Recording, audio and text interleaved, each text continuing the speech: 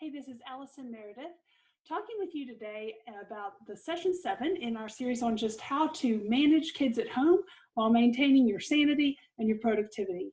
So today I'm going to be answering a few questions that have come up in earlier sessions, so let's get right into it.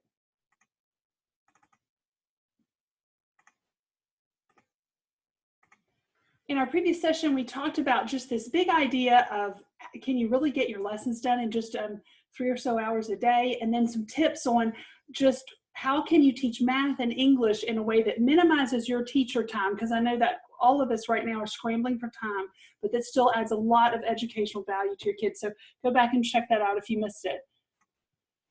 Right now, I want to talk with you about 3 questions that have come up. Specifically, more details, please, on how to manage sibling quarrels. Secondly, what do I do if I have to work all day and then somehow I'm still supposed to manage my kids' schoolwork? What does that look like? Finally, I have teenagers, so please help with that. Let me just also remind you that I have all of the resources for this webinar series posted on our company's website, holstonit.com, so there's some links to that.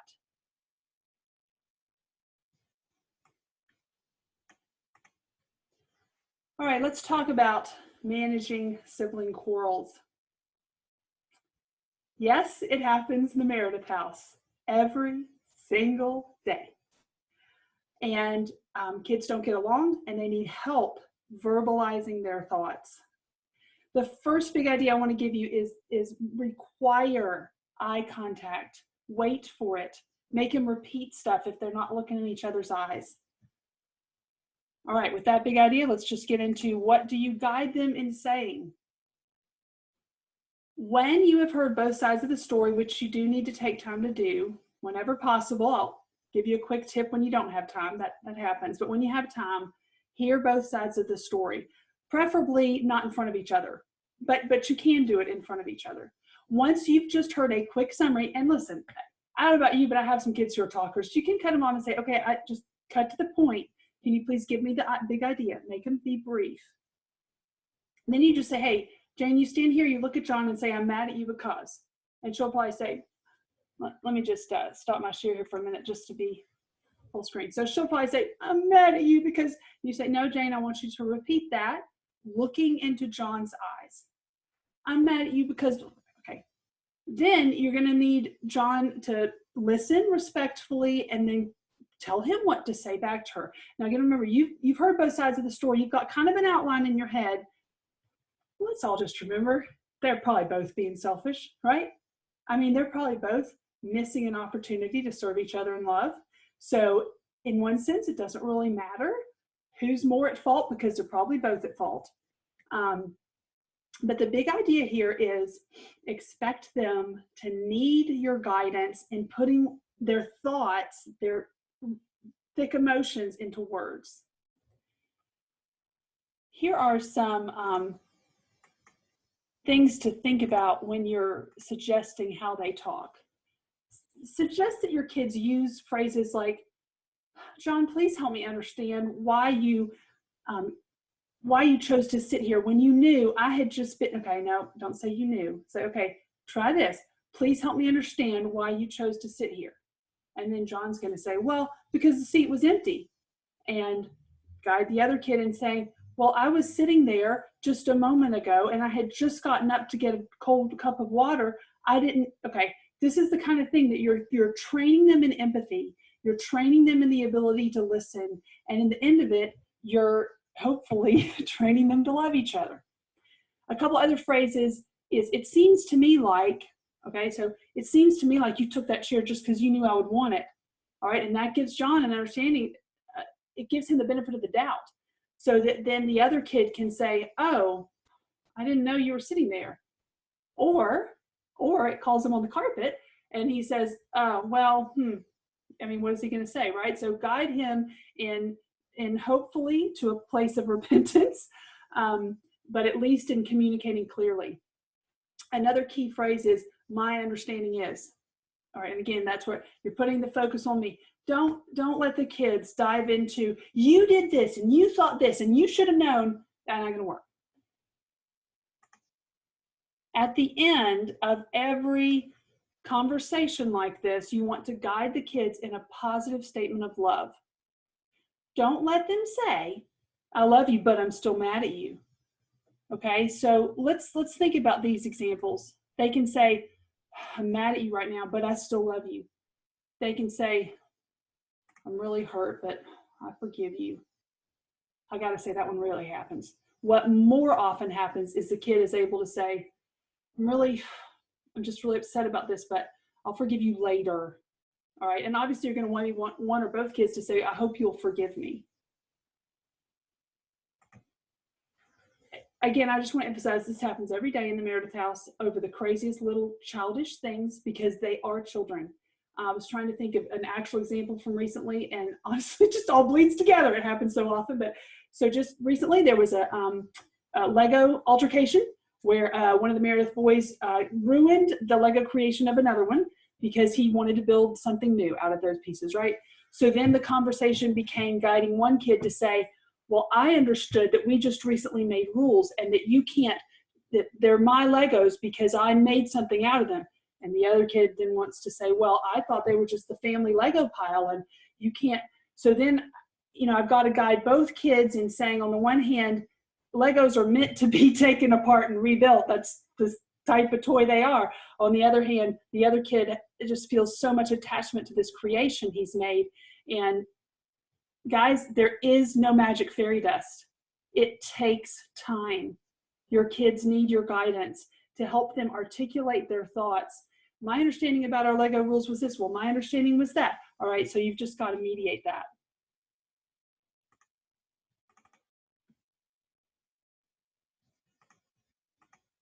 Oh, let me just emphasize, don't ever let them say it backwards, because whenever you put the word but in a sentence, it really negates the value of what came before it. So that's why the emphasis on when they can say, I'm mad at you, but I still love you, but not the other way around. When you don't have time, and look, I know it happens, just make them separate. Sorry to disappoint you if you were looking for that magic fairy dust. I don't have any. It's just hard work. And you do need to make time to help them talk through this at a later time. Just make them go to 2 different corners of your house and take a deep breath and cool off. In all of this, remember how important your mindset is. Remember that you get to be the adult in the room, and that's a privilege, okay? That is a delight and a joy. It's also, yes, sometimes it's a burden, and oftentimes it's inconvenient. But you didn't sign up for parenting because it was easy, right? So it's completely normal if this is how you're feeling. I have certainly felt like that many days, but you need to move toward what occurs to you first is, oh yeah, this is normal. They're fighting again. They need me to help them learn empathy. They need me to help them learn how to behave. That, if you can, by habit, okay, I got to think about that. That's going to help you succeed as you mediate their quarrels. Similarly, think about what's motivating you. Are you mad at them too? Okay, that's normal, that's human, but own it and move toward not just it's okay to want peace and quiet, that's normal, right? But don't make it all about you. I want my peace and quiet. Make it about, I want to teach my kids how to be responsible. And when I can do that, ultimately that investment is going to give me more peace and quiet. But it's not all about you. Let's all remember. All right, moving on. The next question that I have is, I got to work during the day. How am I supposed to manage their lessons too? What a great question. Isn't it wonderful that here in the United States of America, we have freedom? You're the mom, you're the dad, you're the one who gets to oversee the education of your children. I mean, think about that for a minute. How many other places in the world do we have that freedom? And maybe for the past many years, you've allocated, or I should say you've delegated, maybe you've delegated 90+% of the thinking about how to educate your kids. Maybe you've delegated that to a school system. That's fine. And maybe you're going to continue to delegate that to the school system and manage whatever kind of distance learning they require of you. That's fine too. But just remember, ultimately, it's totally fine for you to say, you know what, for the next 2 months, things are not normal. I'm going to do things differently. And if you have to, if you've got to get online yourself, or maybe even drive into the office. I don't know. I cannot address all the just many, many different situations. But let's just say, for an example, you've got to work from 8 to 5. Your kids are home. What do? Maybe you just really can't give them much of your attention. Okay, you got to carve out just 5 or 10 minutes every couple hours to check on them. Okay, depending on their ages, it might have to be a little more often. Get help if you can, and make a schedule with your kids. I mean, here's some ideas that session 1 and 2 of this series have talked about more how to make a schedule. You got to fit the pieces together to fit your schedule. So maybe you don't do a lot of structured academic work from 8 to 5. You have a schedule of Dears time, and maybe some Dears time writing, and maybe quiet time, and maybe different things they can do in different places in your house. Send them to typing.com and they can do a little typing lesson. And then maybe from 5 o'clock onwards, you just have a little 1 or 2 hour check-in sometime that evening, and you talk about those maybe vocabulary index cards they've been making. I talked about that in the previous session. Or you play some math games with them, or guys, let's just make this work. You can do it. I can't tell you how, but you can figure it out. You really can. All right, and the final question is about teenagers. They're tricky, aren't they? It's an exciting time of life. They're almost adults. They think they're adults. They're not quite there. All right, so 4 big ideas here. Recruit them to be on your team. I hope they already feel like they're on your team, and I hope you feel that way too, but let's just call a spade and remember that for many of us, the teenage years are the years when there is the most parent-child conflict. I mean, I've been there many times. So remember that it's going to be a little bit hard, but they are on your team. And the way you recruit them to be on your team is you listen to them. And you say, hey, I know you didn't sign up for this. I didn't either. I think what we were doing 3 months ago, 1 month ago, was really working, but this is new. We've got to figure this out together. What are your ideas? I wrote a report on how to protect your kids with digital communication, and I commend that to you. It's got some great ideas. I'll give you a link to that here. But in that, I gave the example of when I installed Safe Lagoon on my teenager smartphones. Safe Lagoon is a wonderful parental monitoring tool. And I actually talked at length with each of them when I installed it. And I said, okay, let's look at this. What do you think are reasonable limits we should put on how much time you spend every day playing games? What do you think are times when I should shut down your texting and chatting applications so that you can focus on your academic work? I gotta say, I was surprised. I was really surprised at how much input each of them had. They really had a lot of great thoughts to share. So that's recruiting them to be on your team is largely listening to them. Listen to them. You also have to give them the freedom to fail and to explore. That is certainly true of any age of child development. I'd say it's especially true of teenagers because, for me at least, that's an age when I tend to want, I didn't expect this, but I was like, I want to protect them more. But you got to let go and let them explore and let them fail. And they are going to have wacky ideas. I mean, I had a teenager lecture me once on how ridiculous my expectations were of him and how I was just, and I'm sitting there as an experienced high school teacher and a mom of all these years, and I'm thinking, looking at his homework assignments that I'm giving him and thinking, there's nothing unreasonable about this. But he was convinced, dead set convinced, that I was just giving him 10 hours of work a day and there was no way he could possibly get it done. So guess what? We reduced what we asked of him. I mean, basically we called his bluff. And he went through a number of months of, to my mind, being lazy, but to his mind, he wasn't being lazy. To his mind, he was just kind of getting what he deserved. And you know what? That time for him worked. Because I call it a psychology trick if you want, but I kind of said, this might be too hard for you. I'm just going to give you 10 math problems, because I mean, you can do more, but let's just go with 10. And it took a few months, but he kind of snapped out of it. And of course I didn't say, okay, glad you woke up and now you're not an idiot. No, guys, you got to remember, we used to be teenagers, right? they are just, they're kind of stumbling through life, and they need the freedom to explore their opinions and the freedom to fail. And with that too, I would just say, don't minimize your expectations. You always want to have high expectations of your kids, but minimize your requirements. All right, just really give them some freedom to fail their way to success, to set their own schedules. And at least for me, I've got a couple of really strong-willed kids, and with them, I have had the most success if I just give them, here's my minimum requirement, and then I'll let them come to me for help. Again, with all this, guys, there's just not a secret sauce for parenting. It's a relationship that you have. You've got a personality type, your kid has a personality type, and you've just got to figure this out. All right, so I've talked with you generally about how do you manage sibling quarrels, how do you think about some atypical schedules for getting your academic lessons done with your kids, and big thoughts about what to do if you have teenagers. It's been a delight to share these ideas with you this week, and I want to just close with a rather personal story. In December of 2011, my family was hit with a pretty big crisis.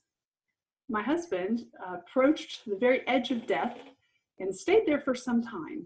This was when my youngest was 3 months old. And we went through quite a journey. I'm happy to tell you that he's a walking miracle and he's fully recovered, but it was a long haul. We actually had to relocate to Atlanta. Myself and all the kids lived in basically a Ronald McDonald House type of situation while Tim was at Shepherd Center doing his recovery. So it's just that kind of a crazy story that sometimes I just, this woman, and she had 7 kids, and she was homeschooling, and then her husband almost died, and then she had to go to Atlanta, and oh my goodness, it's me. I mean, that's how it feels to me sometimes. It's almost a surreal story. What got me through that was my faith, and I don't mean I was holding on to my faith. I mean, my faith was holding on to me in a very real sense, firmly believing that somehow God was still working out his kingdom purposes for our good and his glory.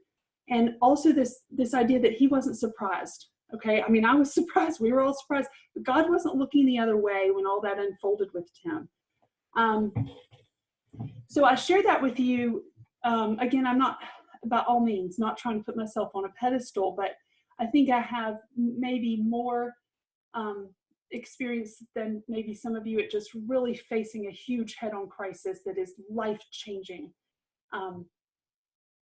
We're all in the midst of a very life-changing crisis right now. We're all together. Some of us have loved ones who are near death with this virus. All of us have fears about whether it's going to come and touch our family, about how do we protect ourselves. So let's just take a deep breath and put things in perspective. I mean, I can guarantee you that when we relocated to Atlanta for 3 months, things turned a little upside down with my kids. But I didn't get through that by thinking I couldn't make it. I didn't get through that by complaining and griping about how hard things were. I got through that by having this growth mindset through the encouragement of lots of kids. And I'm going to just really quickly remind you of some big ideas I've shared with you. In session 1, I talked about that growth mindset. That's so essential. And so that helped me through that. And then realizing that my kids needed a schedule, even living in that little 1-bedroom apartment with 7 kids. Yes, I did that. We created a schedule, and yeah, it wasn't exactly the same every day, but we kind of followed it. It gave the kids some predictability. Your kids need that schedule. We did have chores, even in that little apartment. We had opportunities to serve other people, as well as within our family we had chores, but we also found some ways that the kids could help other people. And I had academic requirements. I mean, I could go on and on. It's a wonderful story. Maybe sometime I'll be able to share that with you. But I just, you know what? I just want to emphasize that I think sometimes we've been a little bit spoiled in recent days. And because of that, we have almost forgotten how much we can get done. I mean, guys, we can solve this. We can be flexible. We can teach our kids to love learning. and we can help them become independent learners. All right, so I think that's it for today, but you can email me if you have further questions, and I'm sure we're going to get through this. Remember that, you know, that the world's not going to stop turning if you just let your kids run around outside and read some great books and do some little science experiments in your house for the next couple of months. Just remember those basics and focus on your love for your kids and on ways that you can help them love learning. All right, so I'll sign off for now. Thanks.